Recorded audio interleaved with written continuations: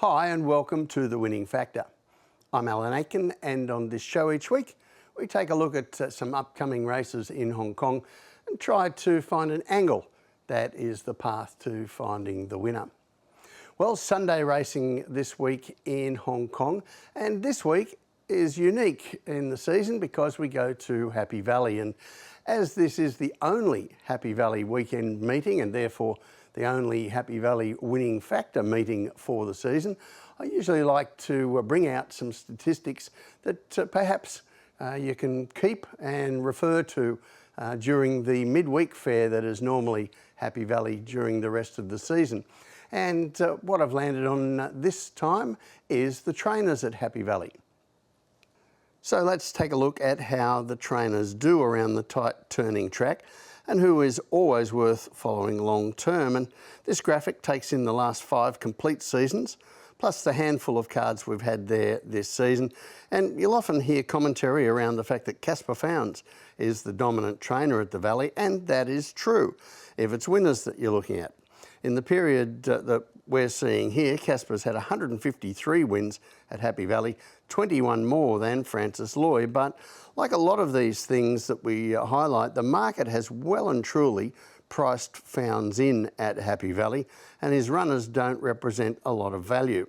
On the other hand, Francis Loy is way ahead of market expectations with his Happy Valley runners, and you can see here there are other yards offering good value as well.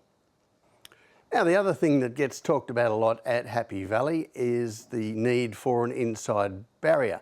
And of course, that is also well priced into the market a lot of the time. And that's why I'm going for a horse on Sunday that has drawn the outside barrier. And that's in the first race we're going to look at. That's race number 9, where our winning factor is the pace. So this is the fast class race of the day, Class 2, 1200 metres. And there are a few fringe chances as well, but I think the major attention here will be on David Eustace trained Colourful King and a horse he met last time, Aurora Lady, and the John Size trained Master of My Universe returning to where he started his career at Happy Valley. So first let's have a look at what they've been doing, and we're going to see Master of My Universe in his first up run for the new season. This is race 93, gate 3 in pink colours. Master of My Universe isn't the fastest away, but we have come to expect that from him.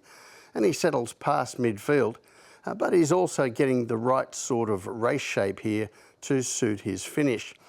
As you can see on the heat map, the pace is faster than average through the first 2 sections.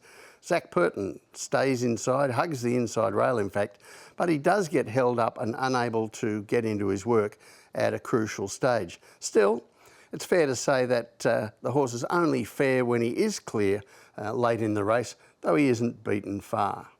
Now for me, that was very much the run of a horse who needed the race, his first since July.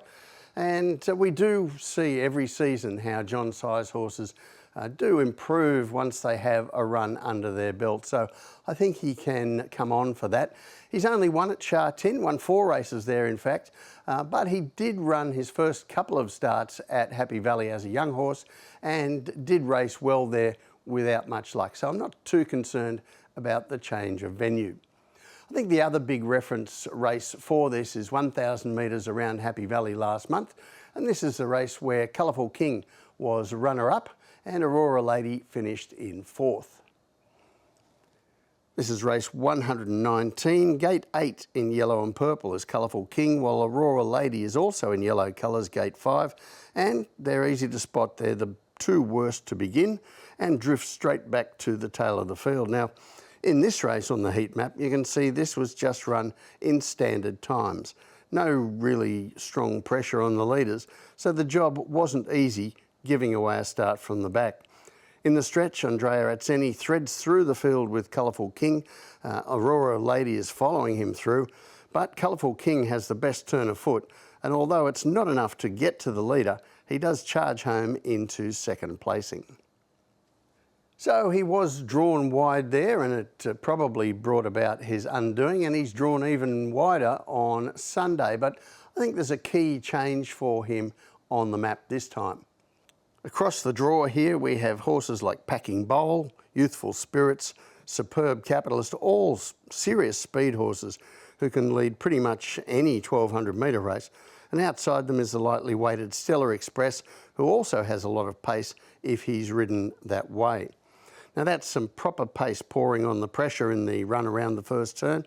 So this looks an event that is going to set up for a horse who can sit back off the speed and then produce a good finish. And the horses I'm highlighting here can all race that way.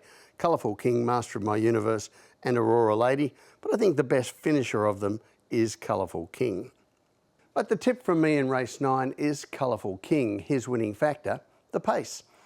Now, at first glance, barrier 12 of 12 around Happy Valley doesn't normally attract a lot of attention. However, I think we have to remember that the shape of the race is more important than the shape of the track. And with all this pace on, I think this is going to set up for a horse to run on. And Colourful King has shown that he has a big finish. The other race I want to take a look at is race 10, and our winning factor here, the map. So this is class 3, 1650 metres, and we see the dirt performer Dragon Air Force back to tackling Happy Valley again, a year since his last attempt there. The last start winner, Mighty Steed, makes the jump to class 3 in good form. John Size trained Spirit of Peace gets a much better draw this time and can improve, but the key runner is going to be the Mark Newnham trained King Lotus. Now this 4-year-old has impressed in his 2 wins from 5 starts, both wins over 1200 metres, but I do think that in going to the 1650 metres here, his trainer Mark Newnham is probably testing him as a possible Classic Mile aspirant a little later in the season, and what better place to do it than where he has already won 2 sprint races. He was beaten as one of the strong favourites in his most recent outing, but we're going to take a look at that now, and I'm going to point out why that was. This is race 122, gate 2, pink colours, and a little hop at the start here for King Lotus, but in the context of this race, that's not a problem. Now look at the heat map. You see the first 400 metres is slow, actually very slow. It's just over 4 lengths slower than average. So there's no real stress early. And you'll note the winner Akashvani in blue colours, who jumped about the same as King Lotus.